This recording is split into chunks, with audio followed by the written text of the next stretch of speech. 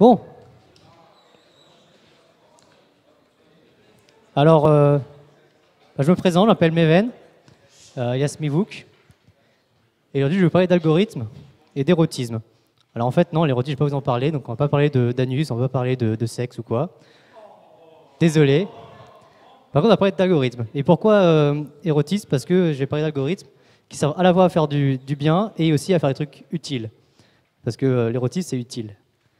Donc en fait, je vais vous parler de 4 algorithmes ou principes mathématiques qui ont une application en infographie majeure et puis plusieurs applications éventuellement dans la vie réelle, enfin dans la vraie ingénierie, on va dire, ou alors à l'inverse, des trucs qui à la base étaient utiles et puis qui ont été convertis pour faire plus de l'infographie. Alors je vais en présenter 4. Le flou de fil, les courbes de Bézier que les ingénieurs connaissent, les quad trees et le deep theorem de Google. En plus, l'édition de Google, c'est intéressant parce que Vermeil a parlé d'inverser un process de reconnaissance. Bah, c'est un peu l'idée en plus. Enfin, c'est marrant. Alors, pour commencer, le flou de fil. Donc, le flou de fil, c'est basiquement, ça porte son nom, c'est remplissage par diffusion. Donc, en fait, c'est le principe de remplissage dans Paint. En fait, quand vous cliquez, ça met une couleur partout. Donc, c'est juste, voilà, le principe, c'est d'agir récursivement sur des pixels et de répandre une modification sur les voisins du pixel courant qui sont accessibles, qui respectent un prédicat. Normalement, c'est juste d'être d'une bonne couleur ou d'être dans un certain range. Enfin voilà. Donc ça sert à diffuser une notification dans une matrice de pixels. Donc ça, c'est l'algo. Voilà, c'est comme ça qu'on l'implémenterait en Java, par exemple, ou en C#. Donc voilà, c'est basique. On prend un nœud qui est un pixel. Chaque pixel, en fait, imaginez que c'est un objet qui a un lien vers chacun de ses voisins. Et du coup, si le nœud est déjà marqué, on fait rien. Et si il n'est pas marqué, on fait une action. Et puis après, on la diffuse sur ces 4 voisins. Voilà, simplement. Plusieurs alternatives. Donc là, on a vu qu'on fait un truc sur les 4 voisins. On peut décider de plutôt faire 4, faire 8. Donc voilà, j'ai mis Petrochem parce que les engins se souviendront aussi de Petrochem qui traverse les murs comme ça. Parce qu'au final, quand deux pixels qui font une limite se touchent par un coin, du coup on pourra quand même passer par le coin. J'aurais peut-être dû mettre un exemple visuel de ça. Bon, tant pis. Après, il y a 2 autres implèmes. Donc l'implème basique, comme c'est là, c'est la version récursive, sans structure de données particulière. On peut essayer d'utiliser une queue. Ça servira juste à répandre, à faire voilà, du parcours largeur. Donc c'est juste qu'on va d'abord appliquer la modification en question sur les pixels qui sont autour du pixel courant, puis sur ceux qui sont à 2 pixels, puis ceux qui sont à 3 pixels de distance. Et du coup, on va répondre vraiment comme ça, de façon régulière et linéaire, tout autour, par rapport à la distance du pixel. C'est intéressant si par exemple on a un degré de luminosité qui dépend de... Si on veut appliquer une nouvelle couleur, si jamais on rajoute une variation de lumière, on pourra faire un dégradé du coup juste en utilisant cet algo qui est super basique. Bien sûr, c'est pas ça qu'on utilise pour le dégrader la plupart du temps, mais c'est possible. On peut faire une stack. Une stack, ça servira, selon comment on l'appelle évidemment, parce que les deux, on peut faire plein de choses avec, mais la plupart du temps, on utilise pour pouvoir faire un parcours en ligne, puisque du coup, on parcourt les 4 voisins dans un certain ordre, et du coup, en les stackant, ça fait qu'on va remplir comme ça. Enfin, c'est tout. Donc voilà, l'exemple basique, c'est ça. Vous voyez, on a toute une zone qui est délimitée, on a un pixel qui est là, on démarre là, et après, on va cliquer sur son voisin, si son voisin est pas noir. Il n'est pas noir, on le met bleu, et puis etc. Et voilà, et finalement, on a ça, et c'est ultra basique. Et c'est l'objectif premier. Donc Computer Art, ça sert à faire des remplacements de couleurs principalement. Je m'en suis aussi servi cet été. J'étais au LR2, j'ai dû faire un petit truc où je devais calculer la surface d'une lettre. Et du coup, la lettre était déjà d'une certaine couleur. J'ai utilisé cet algo parce que c'était le plus basique. Et du coup, juste en faisant un compteur qui compte le nombre de pixels marqués, j'ai pu calculer la surface d'une surface en nombre de pixels. Donc c'est une application aussi Computer Arts. Et dans le vrai monde, c'est un peu la base, enfin, c'est la forme basique. Enfin, si on voulait faire un pathfinding le plus basique du monde, on ferait comme ça. Enfin, c'est juste un pathfinding pour trouver un chemin, on va pas trouver le plus court ni rien. Et après, si vous connaissez par exemple Dijkstra, bah, c'est au final un peu ça, sauf que chaque itération ne va pas partir juste du voisin, mais on va recalculer le plus proche. Du coup, bah, c'est un peu l'idée. Et donc voilà, c'est dans la vraie vie, le principe un peu de cet algo, la première application, c'est le pathfinding.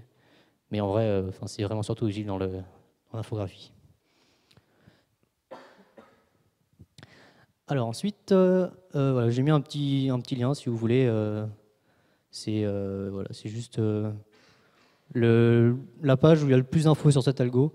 Mais au final, c'est tellement basique que même la page Wikipédia suffit à elle-même. Hein, franchement, c'est vraiment si vous voulez pas Wikipédia. Alors, ensuite, on va parler des courbes de Bézier. Les courbes de Bézier, c'est quoi? Donc ça, c'est les engins qui vont penser à ça.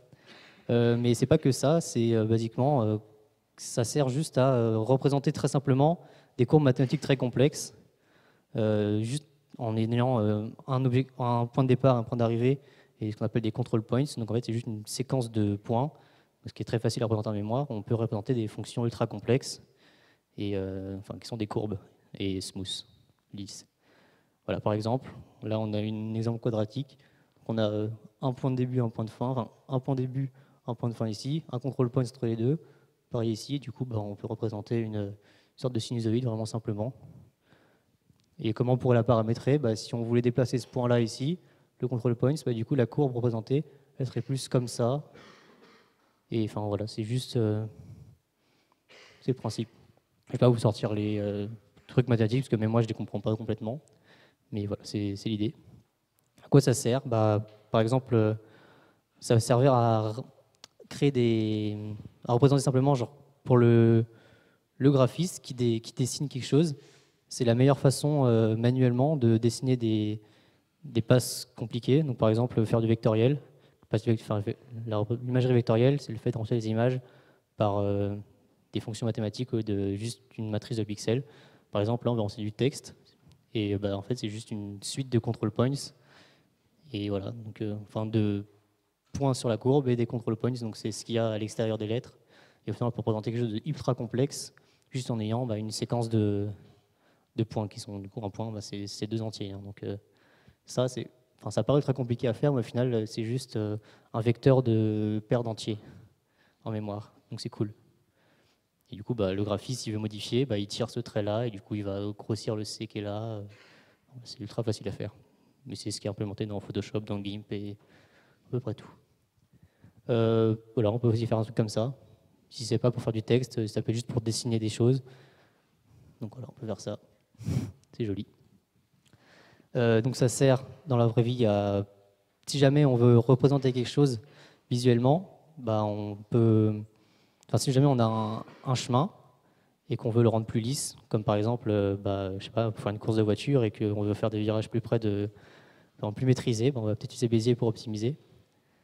Ça peut servir aussi, si jamais en robotique ils s'en servent, parce que les robots, quand ils font leur mouvement, finalement, c'est un peu comme un chemin, c'est une séquence c'est une variation de la vitesse, de la rotation du bras du robot. Et du coup, s'ils veulent pas que le robot fasse ça, puis ça, puis ça, ils veulent plutôt que le robot fasse ça. Et du coup, Bézier, ça va juste changer la fonction de mouvement du robot pour faire un mouvement plus lisse et du coup beaucoup moins violent. Du coup, forcément, c'est mieux dans la robotique parce qu'on veut pas que le robot détruise ce qu'il utilise. Pardon. Alors là, j'ai trouvé un lien sympa. C'est en fait un GitHub.io, donc vous y allez, vous pouvez interagir avec le truc. Ouais, c'est ça. Je crois que vous pouvez. Il y a plein de paramètres et vous pouvez du coup jouer un peu avec pour voir comment créer en jouant avec des control points, comment faire des courbes stylées. Ouais, c'est sympa. Moi, c'est ce que quand je suis pas sur Photoshop, c'est ce que j'utilise pour avoir un peu une visuel, ce que j'utilisais pour préparer cette conf. Donc les quad trees, c'est simple en fait.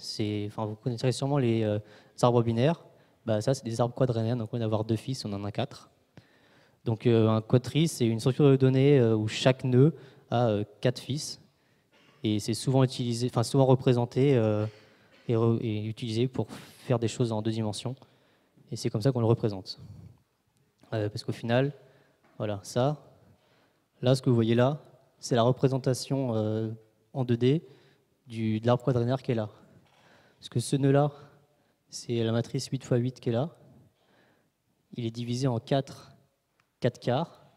Un quart qui est là, qui est tout blanc, du coup il n'a pas de fils. Un quart qui est là, qui est tout noir, du coup il n'a pas de fils. Puis 2 quarts là, qui chacun sont redivisés en 4 quarts. 2 qui sont noirs et blancs. Donc c'est celui-là, celui-là, celui-là. Et... Non, pardon. 2 qui sont blancs, 1 qui sont noirs chacun. Et enfin, le dernier, il est redivisé en 3 blancs et un noir. Du coup, c'est la dernière ligne. Et comme ça, on subdivise simplement un espace 2D. Et c'est à ça que ça sert en infographie. Si on veut, par exemple, personnellement, j'ai trouvé une emblème sur Internet d'un petit projet cool. Un gars qui utilisait ça pour compresser des images et faire du computer art. C'est super cool et du coup je l'ai réimplémenté. Quand j'étais en Afrique du Sud, je me faisais chier. Ça m'a pris une après-midi, c'est super simple. Donc je vais vous montrer un peu un exemple. Donc le principe, voilà, comme je l'ai dit, c'est en compression d'image, comment on va compresser l'image. Alors déjà, il faut savoir que c'est une compression qui est utile si jamais on enregistre en PNG, parce que le PNG, il économise de la place quand on a une grosse quantité de pixels contigus qui ont la même couleur. Du coup, vu qu'au final, on va couper les trucs, on va couper récursivement en 4 les portions de l'image. Et à chaque fois, la couleur de la portion, ce sera la moyenne de la couleur d'avant. Et la zone qui est la moins fidèle à l'image d'origine, elle sera resplittée en première. Voilà, et donc c'est utile pour le PNG parce que du coup, on a des zones. Les zones qui à l'origine étaient juste un petit dégradé, un petit fondu, ce sera une seule grosse couleur. Les zones où il y a du détail, elles garderont leur détail. Par exemple, on va essayer de compresser cette image d'hibou. Donc là, en PNG, à la base, celui-là, il fait 1,4 mégas. Première itération, on fait ça. C'est absolument moche. Mais on fait 7 kilos, ce qui est peu. Donc là, la partie la moins fidèle à l'original, c'était celui-là, visiblement, et celui-là. Et du coup, là j'ai fait 16 itérations. Et je passais de ça à ça. Et on voit qu'on commence déjà à voir la silhouette du truc apparaître. Par contre, ce qu'il y a autour, ce qui était vraiment presque une seule couleur à l'origine, du coup, on a gardé une seule couleur. On va répéter. Ça, c'est après 128 itérations. On est encore à 11 kg, donc ce qui est peu.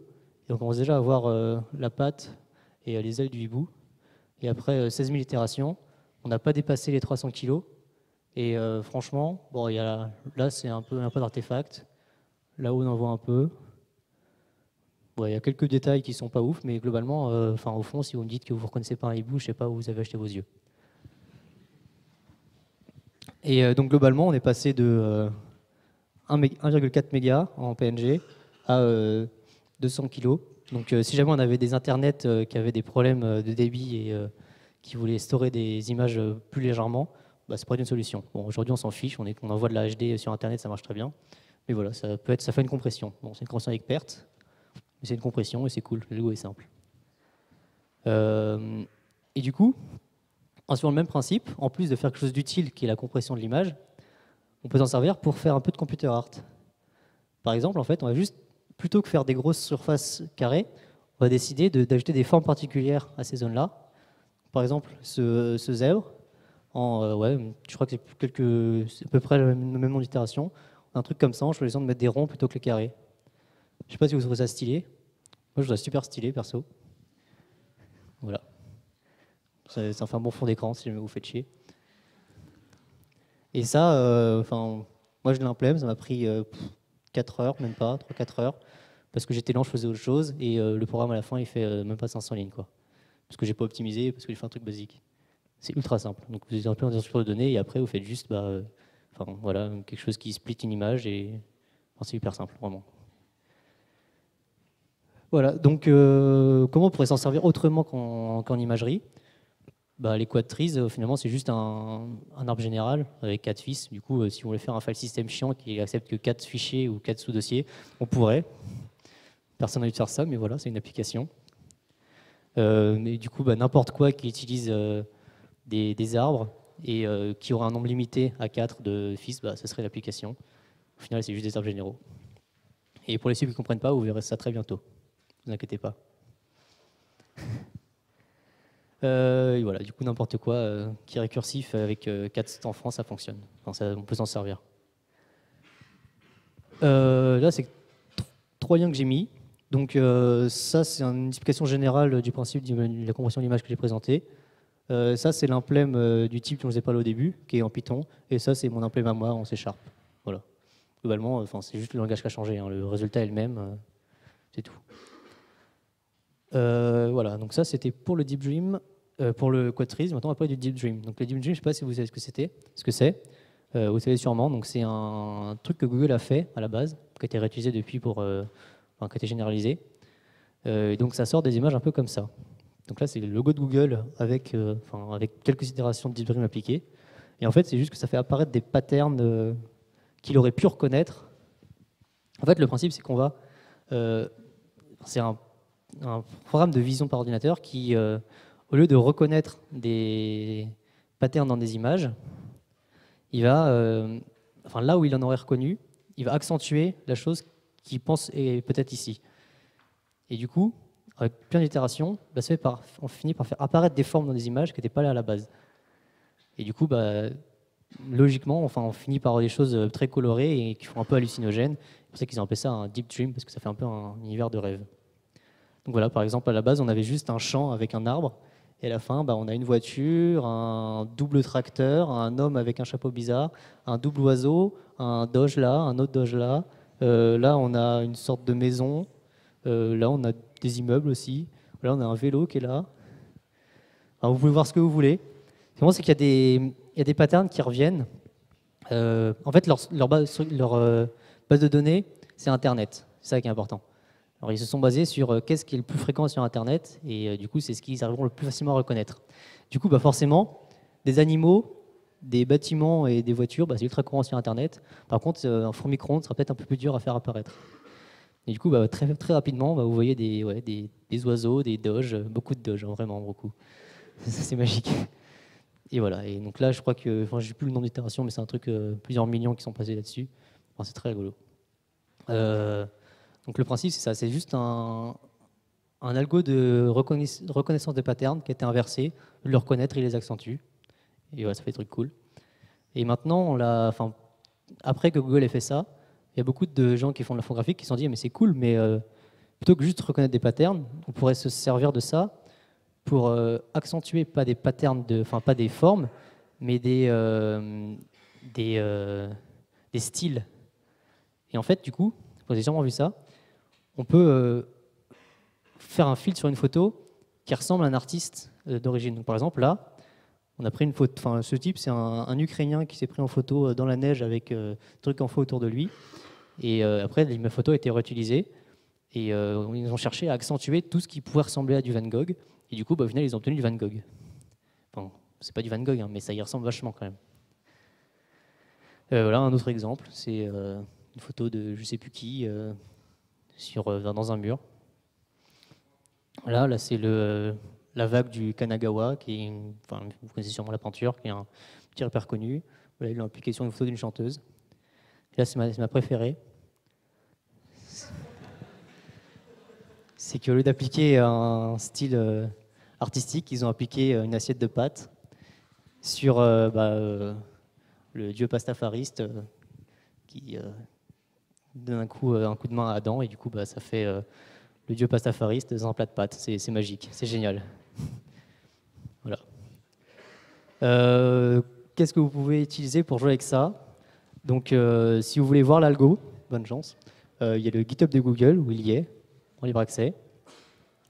Et si vous voulez juste vous amuser à générer des trucs, il y a le Deep Dream Generator. C'est des gens qui font l'infographie qui ont créé ça. Et c'est cool. Voilà.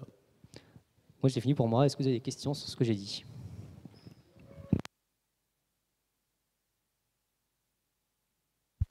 Remarque, chose pas claire. Aucune question? Parfait, je suis dans les temps. Merci.